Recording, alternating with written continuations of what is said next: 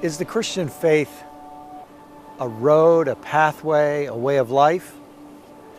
Or is it a parking lot, a warehouse, a system of belief and a system of sin management and a system of death preparation?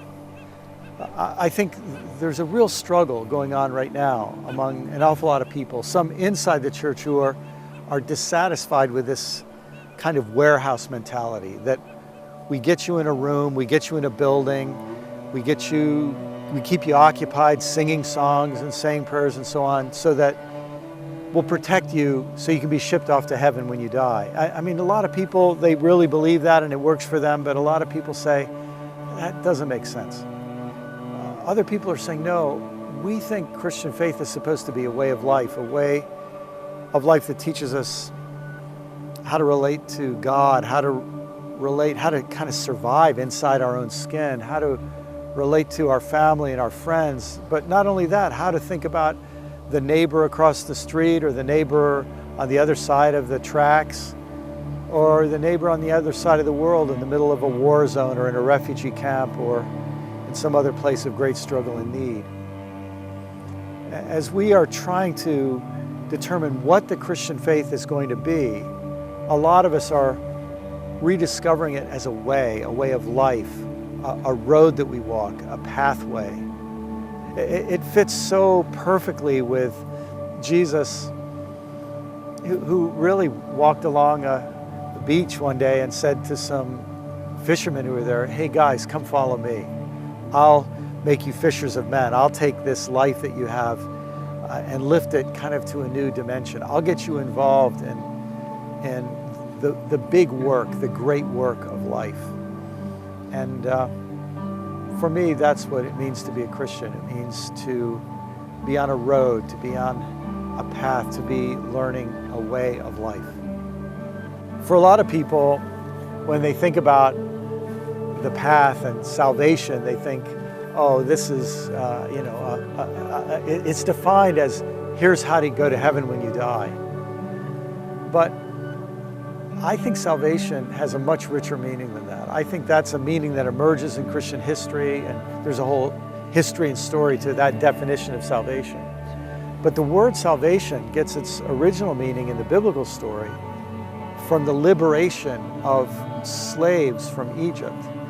Salvation in the Bible means liberation. It means setting people free, obviously from physical slavery in that original story, but then setting people free from other kinds of slavery. Slavery to all the internal tapes that we play and the scripts that kind of dominate us that we want to be free from. Socially, from all the games we play with each other. And even politically and economically. You know, we're kind of enslaved right now to an economic system that is destroying the planet. And we need liberation. We need to find a better way to live in relation to the planet. We live in what some people call the military-industrial complex that's geared around killing off our enemies. And some of us say, no, we need to be liberated from that. Salvation would mean learning how to reconcile with our enemies and actually become friends. So when salvation changes its meaning for us, when we rediscover a deeper and really more biblical meaning for that word salvation, everything else will change. When Jesus would meet people and challenge them to follow him, he was inviting them into a new path of what I call aliveness. He called it life abundant, life to the full. You know, he used the word for it. In Greek, the word is zoein aeonian, which means life of the ages. Maybe if you could think of it this way, it's a big life. It's not life just stuck in this present age, life in this particular culture, life under this political or economic regime, but life of the ages is a great big life.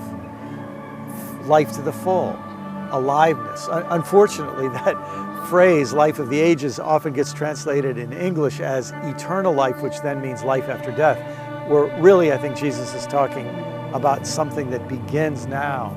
The key to that kind of a life is confidence that death is not the end, that we don't really fall out of life and into nothingness, but we fall out of life and into God.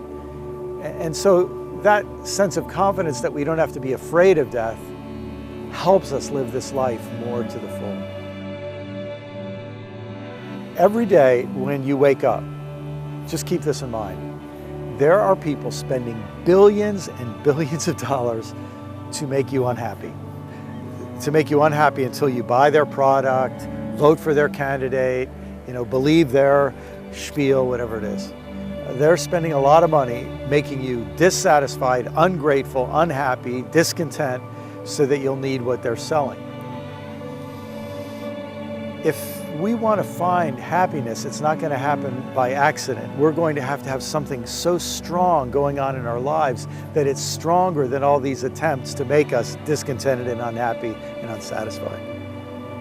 That's why I think each of us, part of a way that each of us needs is, you might call it a discipline or a set of habits or a set of practices that in some ways counteract all these negative things coming in from the outside and all the negative stuff we kick up from the inside.